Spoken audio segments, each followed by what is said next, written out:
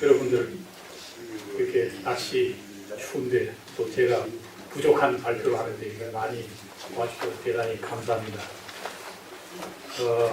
저는 뭐 정치학을 공부를 했고 역사에 대해서는 사실은 무례합니다. 근데 이제 요새는 전부가 제가 그 하와이에 있으면서 그 영문으로 더 이제 출판된 것이 이제 더 코리안 프레시던스 이렇게 되어 있는 제목인데 그 여러분께서 혹시 그 아마존.com이라는 그 온라인 이제 서적 판매하는 거기에 들어가서 제 이름이나 이 책을 찾으면은 그게 나오는데 거기에 그 서평이 4개가 올라가 있는데 4개가 별이 5개입니다. 그러니까 뭐 한국에 대해서 관심이 없고 그게 알려지지 않아서 그렇지만은 이제 그걸 하면서 이승만 대통령에 대해서도 연구를 하게 되고 한국 역사에 대해서 공부를 했습니다. 근데 저는 한국 역사를 이해하기 위해서 서양의 그 근대화 과정, 근대 국가가 발전되는 과정, 그 다음에 신생 국가들이 전부 실패하는 과정, 또 일본이나 이런 나라들이 발전하는 과정, 이런 걸 전부 다 이렇게 보고 제가 그 미국에 가서 대학원 다닐 때도 그렇게 했습니다. 대학원 다닐 때 한국을 이해하기 위해서 우리보다 앞선 일본의 근대화랑 일본의 2차 대전 이후에 여러 가지 변화 이런 걸 이제 많이 보고 하물며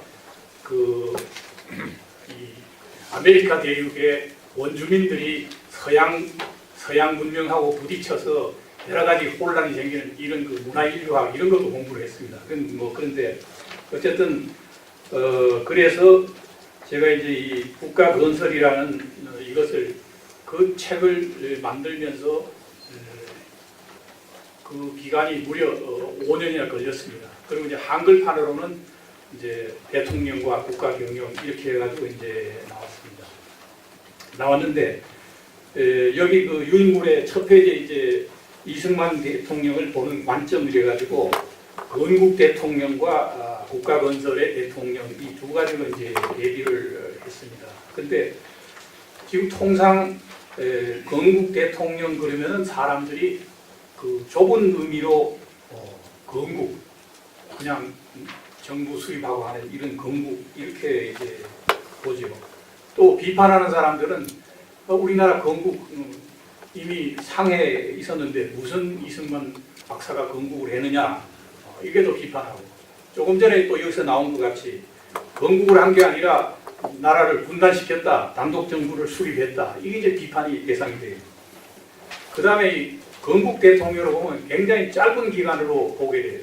짧은 기간으로. 그리고 장기 집권 독재는 왜 했느냐 장기 집권 왜 했느냐 뭐 독재라고 그러는데 권위주의 통치는 왜 했느냐 7.18 청산은 왜 안 했느냐 이게 설명이 안 돼요. 그리고 이거 건국했는데 그 다음에 이거 나쁜 짓은 왜 했느냐 이게 설명이 안 된다 이거죠. 근데 이제 국가 건설의 대통령 이제 보통 이 사회과학에서 국가 발전이라는 말을 얘기를 합니다. 발전은 자연스러운 현상을 발전이라고 말할 수 있고 건국이라는 건 어떤 목표를 정해가지고 그 목표를 달성하기 위해서 노력하는 거예요.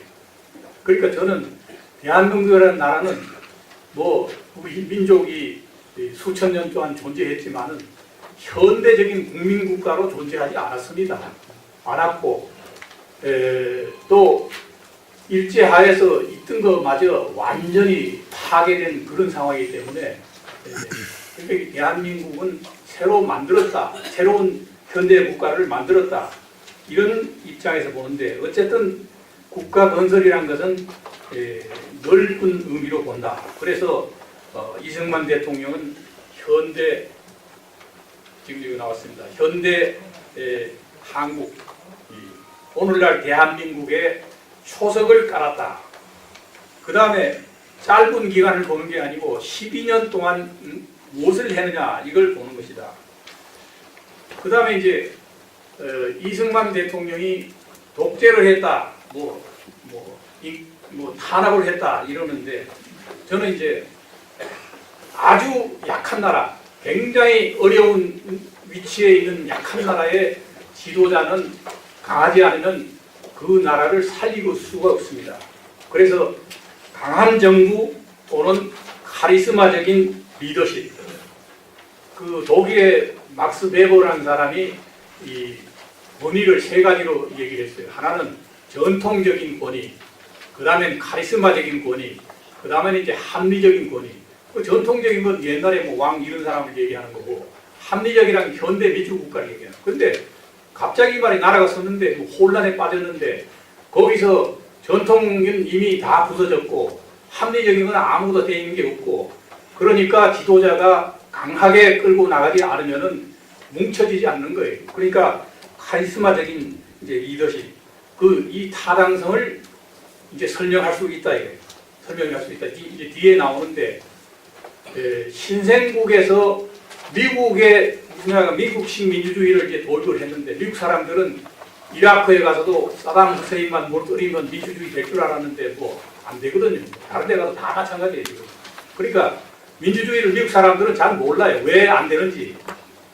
그래서 미국의 그 민주주의는 처음부터 정부는 필요악이다. 그러니까 필요하기는 한데 나쁜 거다 이렇게 돼 있어요. 근데 이 나쁜 것을 어떻게 손발을 좀 묶어 놓을 것인가 해가지고 그래서 뭐 삼권 분립, 견제, 균형, 비판 뭐 이래가지고 이제 약하게 해놨는데, 그런데 사실은 미국의 그 정치 구조는 약하게 돼 있지만 굉장히 강력한 법치주의가 있습니다. 그러니까 법만 제대로 하면은 그 정부는 사실은 강한 정부예요. 그런데 우리는 지금 뭐 독재했다 뭐 했다 근데 지금도 말이지 경찰이 얻어맞고 뭐 이게 뭐 전부 난장판이거든요. 법치주의가 제대로 확립 안 된 나라는 말로만 독재지 사실은 그거 아무것도 아니에요. 그런데 어쨌든 약한 나라, 어려운 나라, 여기는 강한 정부 아니면 적어도 지도자라도 카리스마적인 지도자가 필요하다. 이것이 이제 국가 건설 과정에서 필요하다. 이것 때문에 이제 여기 이제 그렇게 했습니다. 그 다음에 이승만 대통령이 왜 안보를 중시했느냐. 이걸 설명이 가능하다 이거죠. 또 농지개혁을 했는데 그것이 우리 국가 건설에 우리나라 발전에 어떻게 기여했느냐. 교육을 획기적으로 진행을 시켰는데 그것이 얼마나 기여했느냐. 또 한미동맹을 쟁취했는데 그것이 얼마나 중요한 것이냐. 이게 국가 건설이라는 차원에서 보면 이 넓은 것을 다 이제 볼 수가 있다.